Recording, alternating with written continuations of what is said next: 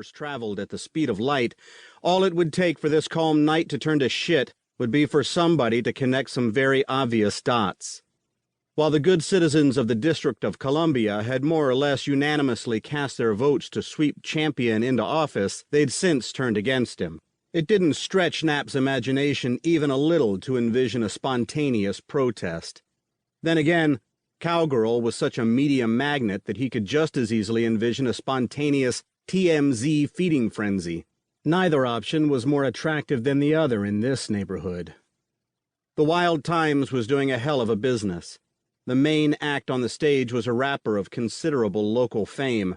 Or maybe he was a hip-hopper. How do you tell the difference? And he was drawing hundreds of 20-something kids. Within the last 20 minutes, the pace of arrivals had picked up, and almost nobody was leaving. From a tactical perspective, the two agents inside with Cowgirl, Peter Campbell and Dusty Binks, the detail supervisor, must have been enduring the tortures of the damned. In an alternate world where the First Lady might have given a shit, no one would have been allowed to touch the protectee. But in a nightclub situation, where the headliner's fans paid good money to press closer to the stage, preventing personal contact became nearly impossible. For the most part, the arriving revelers projected a pretty benign aura. It was the nature of young men to swagger in the presence of their girlfriends, and with that came a certain tough guy gait. But over the years, Knapp had learned to trust his ability to read the real thing from the imitation. Over the course of the past hour, his warning bells hadn't rung even once, until right now. A clutch of 4 guys approached from the north, and everything about them screamed malevolence. It wasn't just the gangsta gait and the gangsta clothes. In the case of the leader in particular, it was the eyes. Knapp could see the glare from 20 feet away. This guy wanted people to be afraid of him. "You see this?" he asked Robinson without moving his eyes from the threat. Robinson took up a position on Knapp's right. "Handle it carefully," he warned. More than a few careers had been wrecked by YouTube videos of white cops challenging black citizens. As the kids closed to within a dozen feet, Knapp stepped forward. "Good evening, gentlemen," he said. "You know, it's pretty crowded inside." "The hell out of my way," the leader said. He started to push past, but Knapp body-blocked him. No hands, no violence. He just physically blocked their path. "Look at the vehicle," Knapp said, nodding to the Suburban.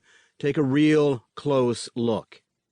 Their heads turned in unison, and they seemed to get it at the same instant. "If any of you are armed, this club is exactly the last place you want to be right now. Do you understand what I'm saying?" "What?" the leader said. "Is it like the president or something?" Knapp ignored the question.